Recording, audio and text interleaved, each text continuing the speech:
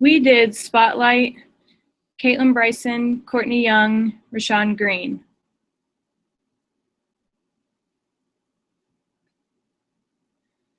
Some movie facts about Spotlight are: it was directed by Tom McCarthy, produced by Bly Pagan Faust, Steve Golan, and Nicole Rocklin. It was written by Tom McCarthy and Josh Singer, starring Mark Ruffalo, Michael Keaton, Rachel McAdams, Liv Schreiber, John Slattery, and Stanley Tucci. It was distributed by Open Road Films. It was released September 3rd, 2015 in Venice and November 6th, 2015 in the United States. The budget was $20 million and the box office was $88.3 million.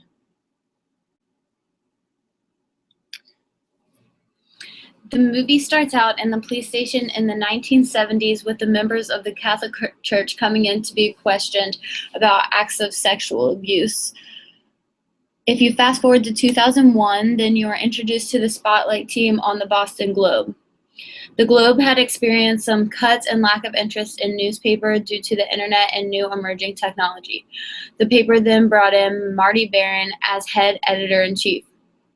Marty took interest in a column written by Aline McNamara, which reported a priest allegedly involved in sexual abuse. The Spotlight team then began to investigate Father John J. Garrigan.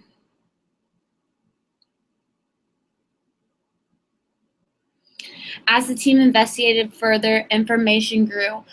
Mitchell Garabedian, Eric McLeish, and Phil Savio were the three main characters who helped uncover a lot of information in the case. The team went on to later sue the church to try to retrieve sealed documents. This was a big issue to many due to the vast support for the Catholic Church. The court surprisingly ruled in the favor of the Globe. Once they retrieved the documents, they were able to write a whole article on how not only the priest, but the whole church system was corrupt. In the end, it turns out that 250 priests had molested children in Boston over the decades. Spotlight had been in existence since the 1970s. Spotlight is a small group of journalists that write investigative articles that can take months or even years to complete. In the movie, the Spotlight team consists of 4 people: Walter Robbie Robinson, Michael Rabindez, Sasha Pfeiffer, and Matt Carroll. None of the team members above considered themselves religious in the real Spotlight team and were all lapsed Catholics.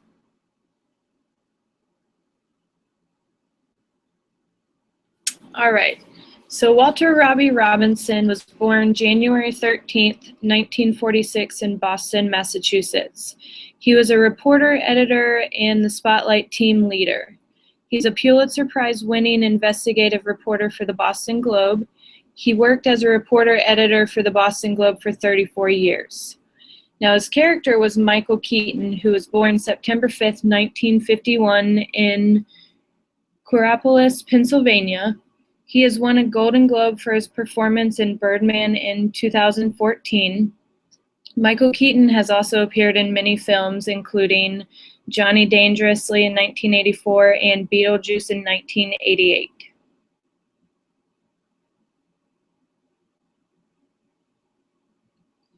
Here.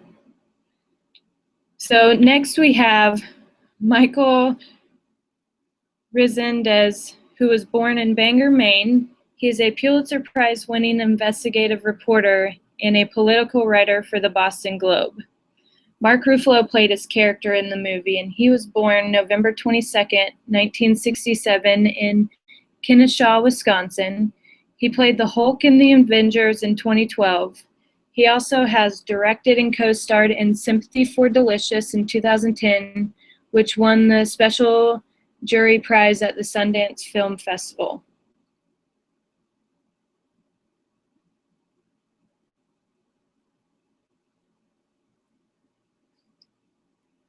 Next, we have Sasha Pfeiffer. She was part of the Spotlight team. She was born on September 7th, 1971 in Columbus, Ohio. She is an American Pulitzer Prize-winning investigative journalist and radio host. She is known for her work with the Spotlight team run by the Boston Globe. Rachel McAdams played her character. She was born November 17th, 1979 in London, Ontario, Canada. Rose to fame after her role in 2004 Mean Girls and The Notebook. She also has starred in State of Play, which was a newspaper-based drama.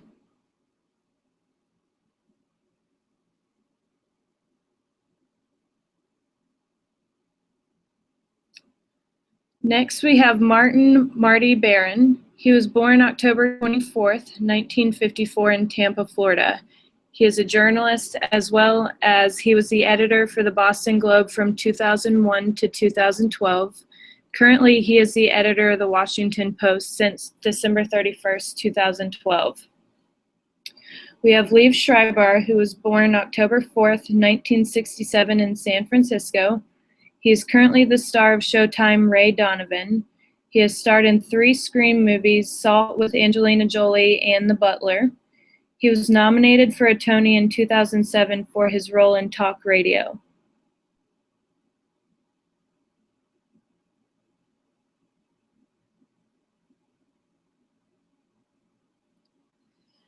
Matt Carroll was a reporter for the Boston Globe from 1987 to 2014. He is known as Spotlight Team's data geek. He was a database specialist for the Spotlight team, part of the team that won the 2012 George Polk Award for legal reporting for its series on acquittal rates for judges in drunk driving cases. He is currently a research scientist at MIT's Media Lab in the university. Brian Darcy James was born July 1st, 1968 in Saginaw, Michigan. He is currently the co-star of the Broadway musical comedy Something Rotten. He has a successful theater career starring in Shrek the Musical and Sweet Smell of Success.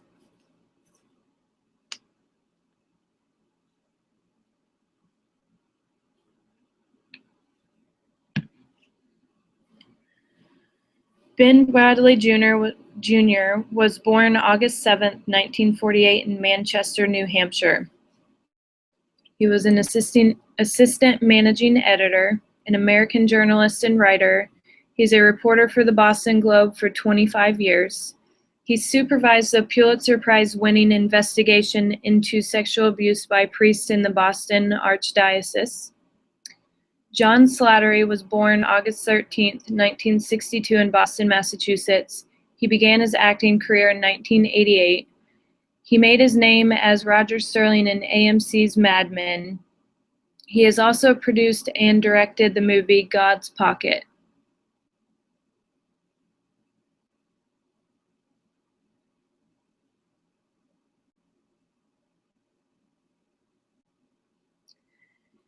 Mitchell Garabedian was born July 17, 1951 in Lawrence, Massachusetts. He was the lawyer for victims of sexual abuse by clergy. Stanley Tucci played his character in the movie, and he was born November 11, 1960 in Peekskill, New York. He's an American actor, writer, producer, and film director. He has been nominated for an Academy Award for his Best Supporting Actor for his performance in The Lovely Bones. He has also won 2 Emmys for his performance in Windshell and Monk.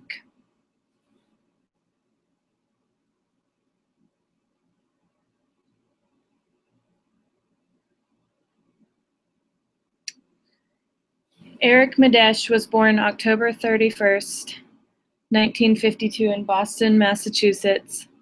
He was the lead attorney in the clergy sex abuse scandal in the Archdiocese. Billy Crudup, born July 8, 1968 in Manhasset, New York. He's an American actor. He became known for his role as Eric Medici in Spotlight, Russell Hammond in Almost Famous, and Will Bloom in Big Fish.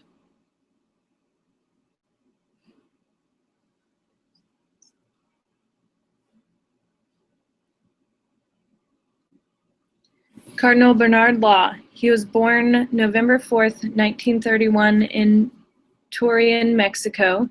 He's an American Cardinal of the Roman Catholic Church, Archbishop of Boston, former archpriest of the Basili di Santa Maria. He is also a cardinal priest of Santa Susanna, the American Catholic Church in Rome. Lynn Caro, who was born September 30th, 1939 in Winnipeg, Manitoba, Canada. He has won a Tony Award for Best Lead Actor in a Musical, as well as Drama Desk Award for Outstanding Actor in a Musical. He is best known for his portrayal of Sweeney Todd in the original cast of Sweeney Todd.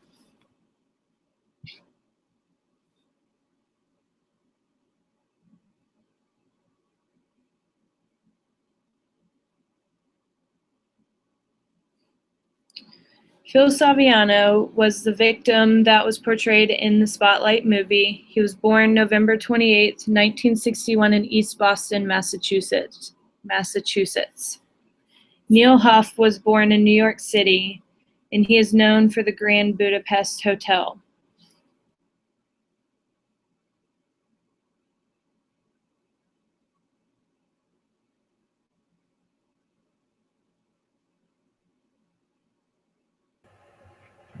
The first ethical theory that we researched or thought about was trustworthiness. And just given fact, a trustworthy person exhibits the following behavior: acts with integrity, is honest and does not deceive, keep his or her promises, is consistent, is loyal to those that are not present, is reliable, is credible, and has good reputation.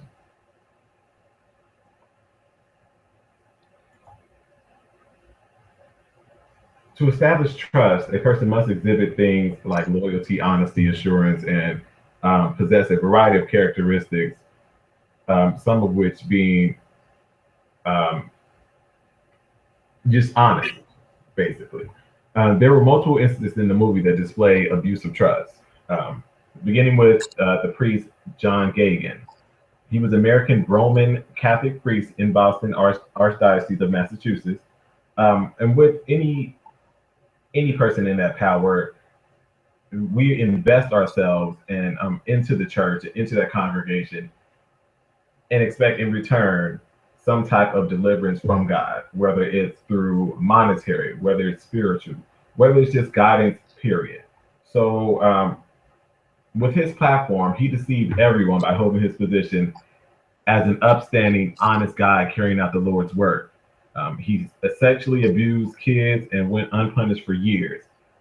Gagan's occupation allowed for people to trust in him so much that children believe that if they went against what he said, that they will be going against what God said.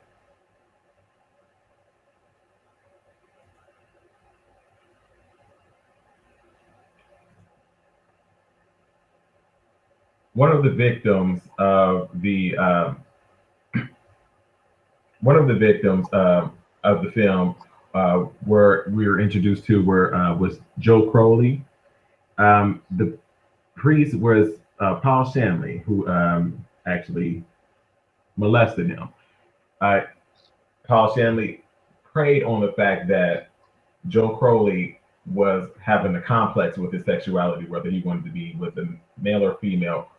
And Father preyed upon that and saying that it's okay, I'm going to help you feel comfortable with your sexuality. And to help you do so, I want you to perform these sexual duties on me so you can gain experience or whatnot.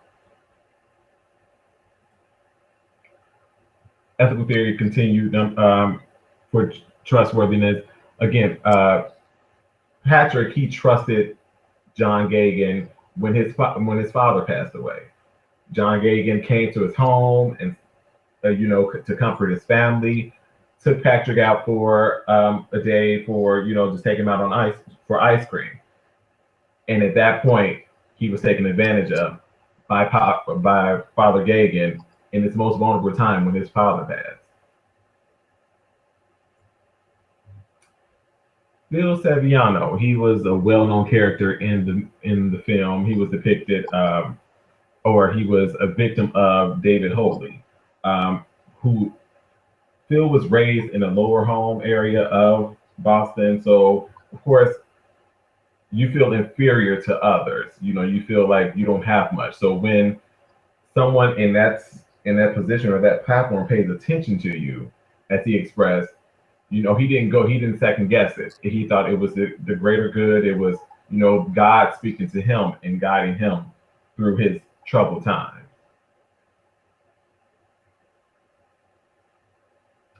To continue with the theory of trustworthiness, there were a few characters that were depicted in the film that, you know, fell short of trust. One beginning with Walter Robinson. Walter was a reporter of the Boston Globe who played the role of, he misused his trust.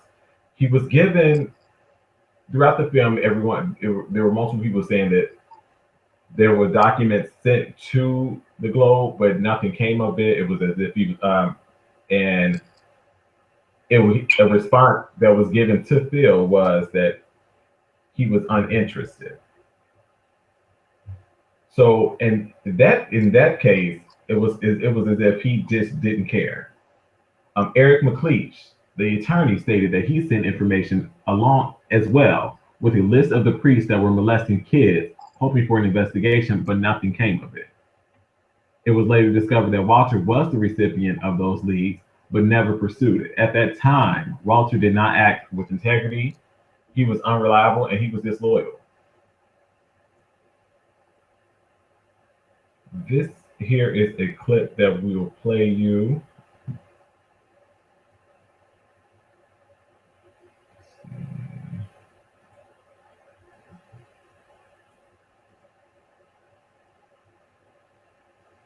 So I pull out the 14-year standing docs and I attach them to my motion. And this is everything. Everything. About the church, about the bishops, about law, and it's all public. Because your motion to appoint Roger's motion is public. Yeah, exactly. Now you're saying something. So I can walk into that courthouse right now and get those documents? No, you cannot. Because the documents are not there. But you just said they're public. I know I did. It says it's possible. It does not want them to be found. So they are not there. And so you tell me that the Catholic Church removes legal documents from that courthouse? No. I'm not crazy. I'm not paranoid. I'm experienced. That's the doctor. Listen. It's 200.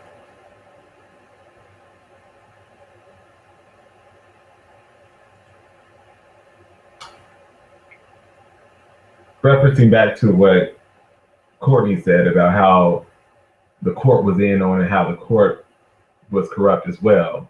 The Boston Archdiocese were amongst those who violated trust as well. Again, priests are in place to carry out the Lord's word. And if they do anything other than, the Archdiocese are to come in and evaluate the situation and, you know, deliver consequences where need be. The Archdiocese knew about the violation of several of their priests. Instead of punishing those involved, they hid it from the public, reassigned the priests to different parishes, and ignored their ethical obligation. When priests were caught, they were sent to, quote unquote, a treatment center, but they were documented as on sick leave.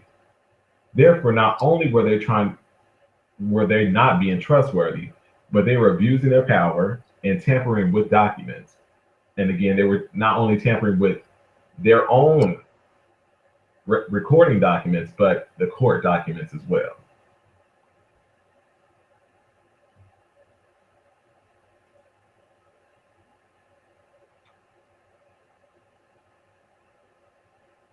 Our final resolutions for trustworthiness, we would advise or recommend that one resolution would be the stopping acts of sexual harassment or sexual abuse.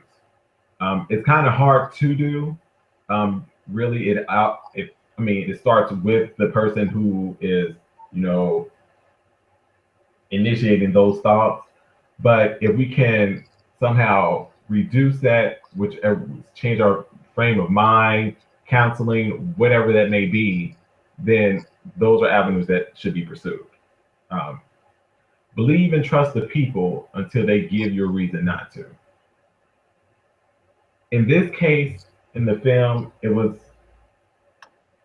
we trust in all levels of any platform. We initially give you the benefit of doubt until you give us a reason not to. So at that point, one resolution would have been, "Hey, I'm not going to go." And of course, they were children, but it's one thing to say, "Oh, I could." They could have recorded it. They could have, had an actors group, done something more than just think that it was okay. Um, a good point will be to stop using positions of power to gain trust. It's and again, it all starts with that person's character and their moral compass.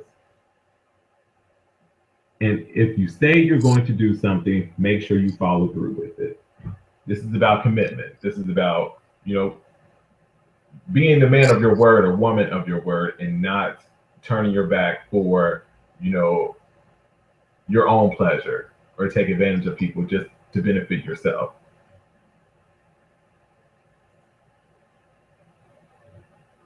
Ethical theory that we, number two that we actually drove into was responsibility. Again, the priests of the church had the responsibility to carry out the Lord's word and carry out the acts of God and walk in his footsteps and to guide those of the congregation as well. A person who is responsible exhibits the following behavior: acts with discipline, thinks before acting, understands the actions create certain consequences, is consistent, and is accountable for their actions. As stated in the Bible, the book of Luke, chapter 12, verse 48 of the King James Version, it reads, "For unto whomsoever much is given, of him shall be much required." In layman's terms, he who is trusted with so much power expects so much in return from his congregation or from his from or to his recipient. So, of course, just think of it as your employer. They entrust in you to do the right thing, and in return, you expect something just much as greater. So, with any platform, more responsibility is amplified, and individual actions are held to a high scrutiny. It is the priest's responsibility to provide guidance to the people who are perplexed. The priest is considered to be a God's workman. Therefore, people feel as if they're speaking to God when they're speaking to priests. The priest used the position to gain access to the community and manipulated the holy word to abuse the kids. There was no self-discipline, consistency, or correlation between the word delivered through the sermon and the lifestyle led by the priest. The priests violated their responsibility in so many ways, and it's kind of unforgiving. Here's another clip from the movie where we kind of get an elaborate detail about the different sex offenses and how they were baited and what their responses was and what their frame of mind were at the time that this was happening.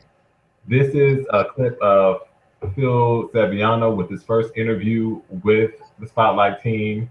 Then it goes into the Spotlight team doing some research and finding out exactly how many priests were involved in this cover up and how the church had an impact on it and their new discovery. And then it later goes into a conversation that Sasha and Robbie were having with McLeish.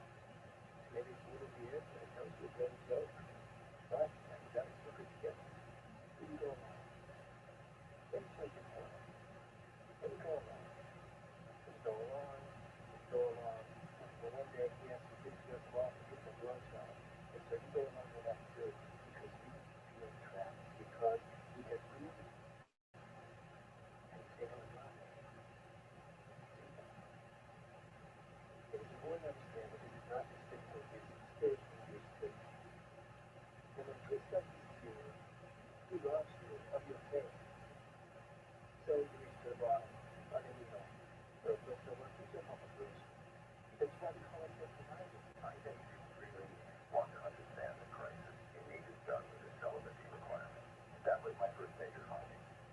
Only 50% of the clergy are selfish. No, most of them are having sex with other adults. But the fact remains, this creates a culture of secrecy that tolerates and even protects pedophiles. Well, absolutely. After the first major scandal in Louisiana, John Doyle, the secretary candidate for the Papal Nuncio, co-authored a report warning pedophile priests for $1 billion liability. That was in 1985. That's 1985? That's right. You saw that report and you looked into Catholic hierarchy?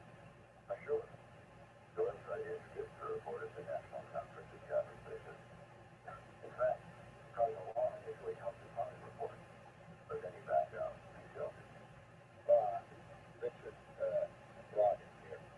We think we have 13 priests and doctors that fit this category with the very big story. Does that sound right to you in terms of scale? No, not really. No, well, I just 6% act on sexually defined. 6% of what? 6% of all priests. How many priests do you have? About 1,600, 1% of 6%.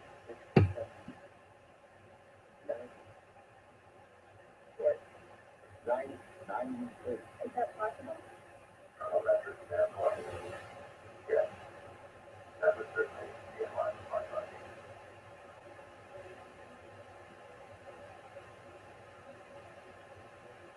No. 90 fucking priests in Boston. That's what he said. If there were 90 events, people would know. And how many priests? Probably not. You're going to give it a name and the names of their victims. Are you tracking me? We've got two stories here. We've got a story about degenerate clergy, and we've got a story about a bunch of lawyers turning colleges into a cottage industry. Now, which story do you want us to write? Because we're writing one of them.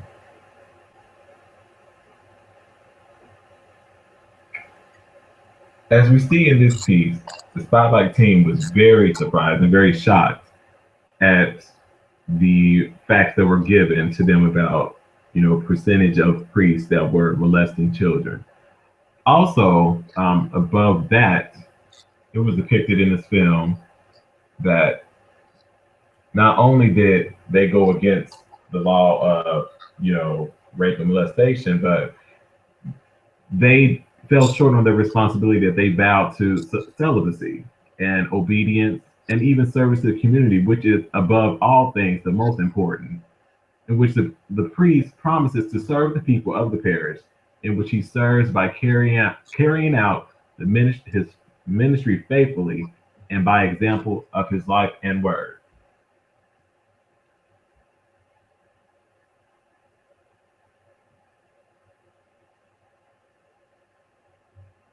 Again, the priests used their position to gain access to the community and manipulated the holy word to abuse the kids.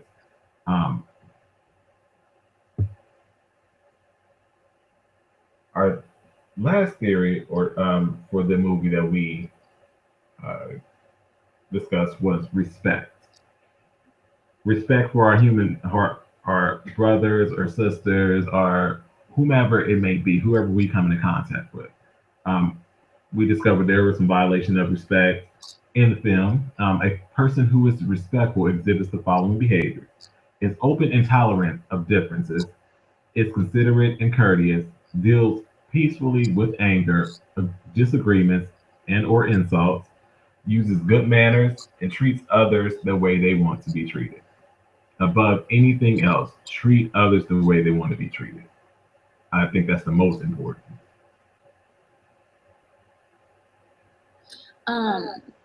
The resolution for responsibility would be to take your actions into account, and if you're a person in charge, take other actions in account. This was demonstrated by lawyers who basically decided to put their job before the safety and interest of the people he was representing. This also is an example for the priests who were in charge and basically took their power for granted and used it in all the wrong ways. In your job, make sure to look at all the facts and don't look something over just because you don't think it matters. This was used with the Spotlight team. They were actually given a list of priests many years ago by McLeish that had over 20 priest names on it, and they posted a clip of it and didn't even remember. They also had Saviano come in previously and bring in a box of things that they also didn't look at, and this case or their story could have probably been published years in advance had they not looked over so many things. Communicate effectively. This also goes back with the lawyers, the paper, everyone. If you would have just communicated better and looked at the information you were given, then things probably would have worked out a lot better. Also, hold people accountable. With the priests who were molesting the children, the cardinal did not hold them accountable. They didn't really get punished. They went to a said treatment center, but they were just moved around from parish to parish to do the same thing all over, essentially. And if you know wrongdoings and illegal actions are occurring, come forward.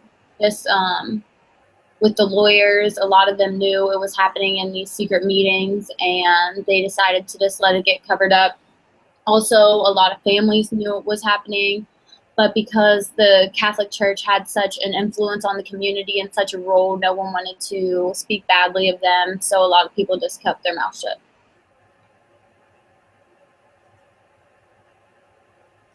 And ethical theory number 3. The film shed light on how lack of care or compassion can lead to so much dismay. The priests did not care about the ultimate effects of their actions and on the kids who would grow into adulthood. At the most vulnerable times in their life, impoverished, grieving, sexually wavering, these priests took advantage of their position in the community. It also showed in the movie where Sasha went to one of the priest's house to interview him, and where he publicly admitted to her that he did molest these children, but he did not consider it rape because he did not get any pleasure out of it, and he would know the difference because he had been raped before. And Eric McLeish, the attorney, cared more about his job than protecting the community. We each possess a moral code that we each live, and no profession should force anyone to compromise their moral code.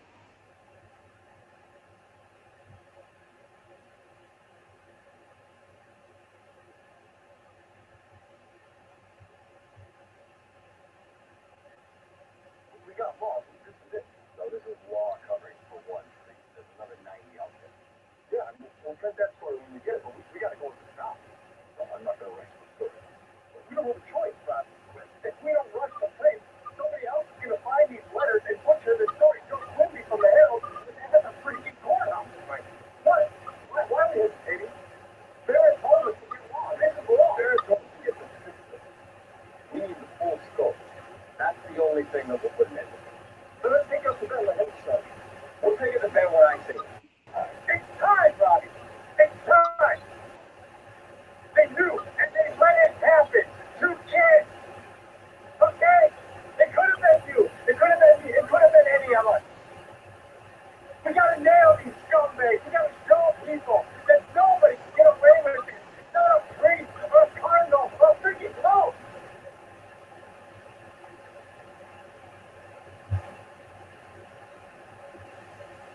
This clip shows where Mike felt they had all the information they needed to convict the priest, all the information they needed to seek justice or get justice for the church's wrongdoing, the archdiocese wrongdoing, all parties involved. They wanted to get justice for the kids.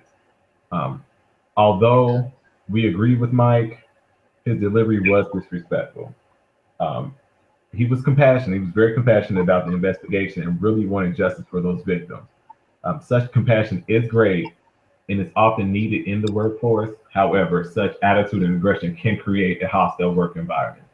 As you see in the film, the other reporter tried to intervene and say, hey, just calm down. And, but then he got, even more amplified. And then, it kind of bounced off of Robbie. And that's where it creates an uncomfortable situation in any workplace environment. So it's a way to convey your message without being disrespectful or distasteful or coming out of character.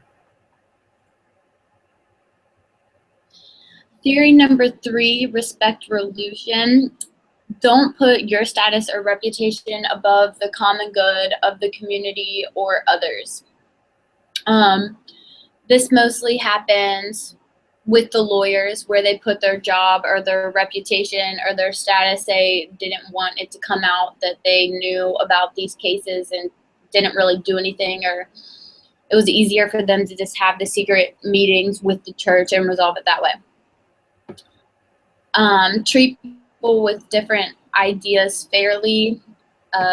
Not everyone is going to have the same ideas or opinions in the workplace, and people have different ways of going about it.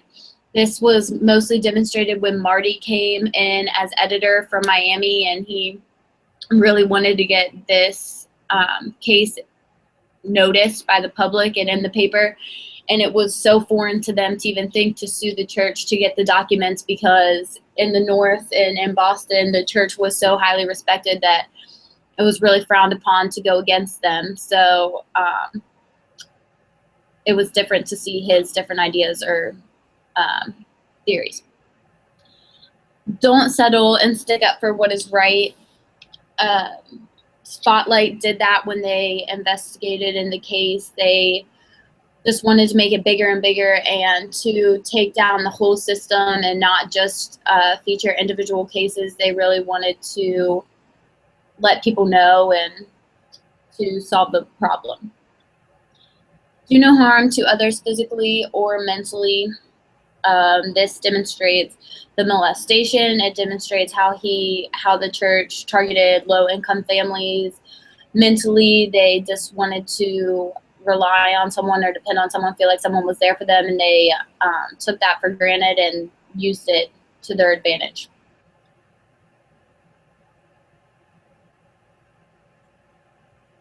Our non-movie related theories that we dissected were citizenship, sexual harassment, and discrimination. The person who is a good citizen exhibits the following behavior: he cooperates, shares information, just sharing knowledge, and again, that can apply to this case or in everyday work environment. If you know something that someone else is not knowledgeable about, just sharing that information can help the greater good of the company. Stay informed, whether it be with in work-related situations, whether it be just keep an update on the process changes, and just keeping yourself knowledgeable, just reading all the bulletins that even that you don't feel involved or impact you, may impact you down the line, but just staying knowledgeable of anything that goes on in the workplace is great. A good citizen is a good neighbor, lending yourself in other situations or going above the call of duty to ensure that everything is carried out correctly and efficiently. Protect the environment, and that includes, we started at a young age saying that don't litter, and so just protecting the environment in a greater scheme of things in the workplace. Just protect the brand, protect the name. Don't do anything that may compromise the brand. Don't do anything that can damage the property or damage the equipment. That is your employer, and your moral duty is to respect the environment. Obey the law. That's a good citizen as well. Just abiding by the rules, don't take a shortcut to get to the top where, you're cheating your way up the ladder, stay ethical and do what's right. Exhibits civic duty, seeks the common good for the most people. So again, no matter if you're a customer service rep, no matter if you're behind the scenes just pushing paper or, it doesn't matter. Everything you do, everything is a contributor to the good of the people.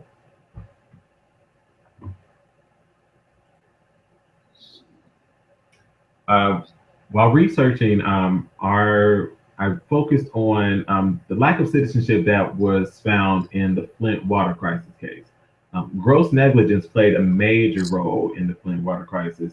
Of course, it dates back to 2006, where it determined that the Flint water system needed repair. At the time, Detroit Water Supply was the main supplier of Michigan. But on April 20, and just a brief timeline of how negligent or how this whole thing unfolded into the massive crisis that it became to today, beginning in April 25th of 2014, that's when the Flint water system was taken over. And again, what I mean by that is they were filtering water from the Flint River and kind of like cleaning it as they would say. And later it was discovered that there were so many things that went on with it. Even a month later, after that happened, after they began using the Flint water system, complaints started from the residents. Flint treated the water in June for corrosion. And then it just goes on from there where public officials like dismissed the water crisis. And, it's just, they issued a water boil. And it was just so many things that kind of this kept unfolding, but it went unanswered. There was they didn't care about their fellow man. There was no good citizens there because it was like they just kept brushing it under the rug, kept sweeping it under the rug. Just as you can see, more dates and things. Beginning March 2015, they tested the water again. 397 parts per billion of lead were in the drinking water. Again, another official denies, saying that they denied the vote to do things necessary to get the water system back in good standing. So what they did was they switched back to the Detroit water system, calling the vote incomprehensible. Again, so let's see, 2015, that's when they switched back to the water system of Detroit. Financial impacts from this water crisis, it resulted in billions, $2 million for immediate improvements. The state official pledged $2 million to Flint water system. In February 2015, in March, they got another $2 million. July 22nd, that's when, the chief staff came in and said this could have been reduced. Like all of these financial obligations could have been eliminated had they just done the proper work, the pre-work, and which would result in $100 a day of anti-corrosive treatment that would have corrected the problem and eliminated all of this. October 2nd, 2015, Snyder announced that the state will spend $1 million to buy water filters and test water in Flint public schools. October 15, 2015, Michigan legislator and Snyder approved $9.4 million in aid to Flint, including $6 million to help switch its drinking water back to Detroit. Obama allocates $80 million to Michigan. Federal government allocates $5 million in aid. That's a lot of money.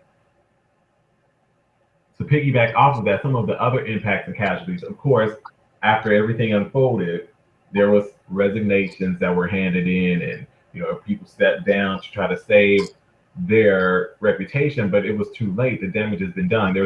You can't control that damage.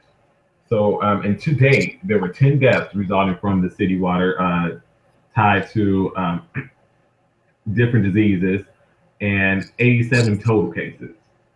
13 felony charges and 5 misdemeanor charges against the 2 state officials and 1 city official were filed as a result of their actions in the city Flint-led water contamination crisis. A resolution to this would have been, as I said before, listening to the city official when they said, okay, well, we can eliminate all of this if we just take that precaution or take the proper care and, you know, take that $100 a day step. Better leaders, if we have better leaders in place, better leaders meaning listening more. Like, don't just say, okay, well, I got the test results from another person. They say it's fine. Like, better leaders need to do more digging, do more investigating. Don't just go off of what you heard. Do some digging before you make the final decision, because again, this is impacting the livelihood of the masses. Compassionate employees, again, as Mike was, he was a compassionate employee, you know, and the rest of the Spotlight team, they were very compassionate about revealing, you know, the truth. So just having those type of employees in place, you know, just ones who love their job, not one who feel like they're obligated to do it, or someone who's just there to get a check. Just compassionate about the greater good of humanity.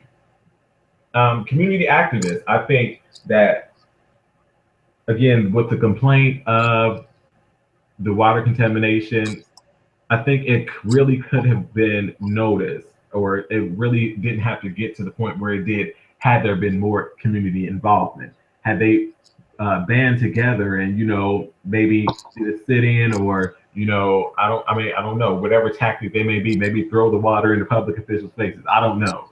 But just community activism, just that can spark a lot of attention and lead. It can make some major changes.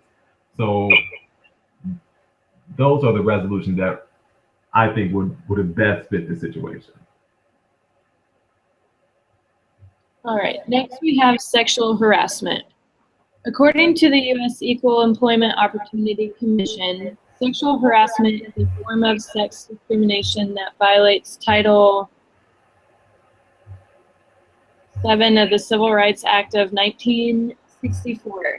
Title VII applies to employers with 15 or more employees, including state and local governments. It also applies to employment agencies and to labor organizations, as well as to the federal government. Some examples of sexual harassment are: the victims as well as the harassers may be a woman or a man. The victim does not have to be of the opposite sex. The harasser can be the victim's supervisor, an agent of the employer, a supervisor in another area, a coworker, or even a non-employee. The victims do not have to be the person harassed, but could be anyone affected by the offensive conduct. Unlawful sexual harassment may occur without economic injury to or discharge of the victim. The harasser's conduct must be unwelcome.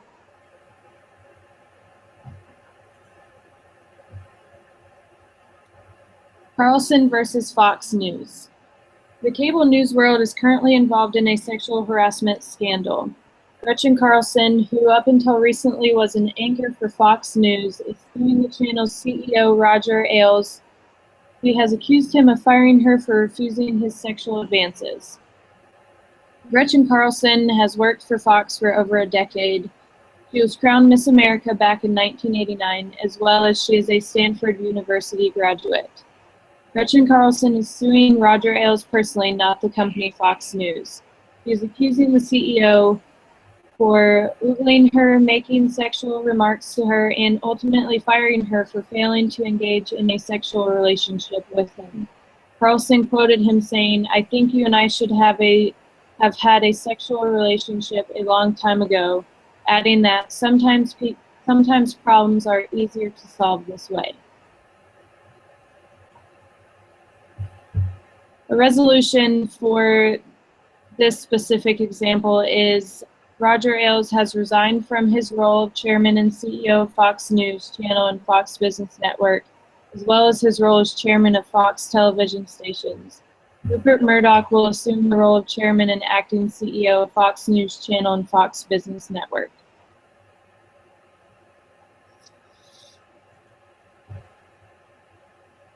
Discrimination theory. The unjust or prejudicial judgment of different categories of people or things, especially on the grounds of race, age, or sex. In 2012, 51% of Americans expressed anti-Black sentiments in a poll, a 3% increase from 2008. Reports show that nearly 50% of Americans under 18 are minorities. The trend projects a reversal in the population where by 2030, a majority of people under 18 will be of color, and by 2042, non-whites will be in the minority of the U.S. population. Discrimination can involve race, sex, age, etc. It can happen anywhere or to anyone.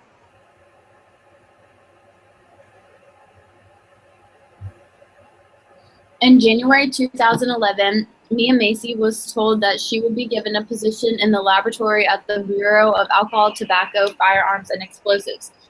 After revealing in March 2011 that she was in the process of transitioning her gender, she was told that the position was cut.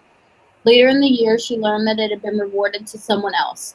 On the grounds that the ATF was creating a hostile work environment, the Justice Department responded swiftly, declaring that the ATF should give her a job she was seeking along with financial back pay.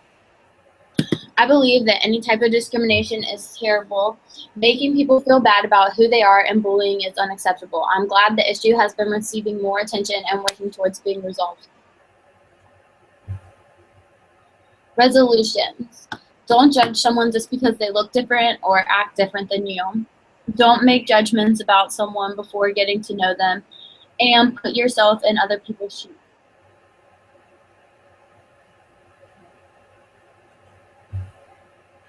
This concludes our presentation. We hope you enjoyed. These are resources that we used and gathered to deliver the details that we did. Do you have anything to say, guys? No, I think we're good. All right. We're signing off. Thank you.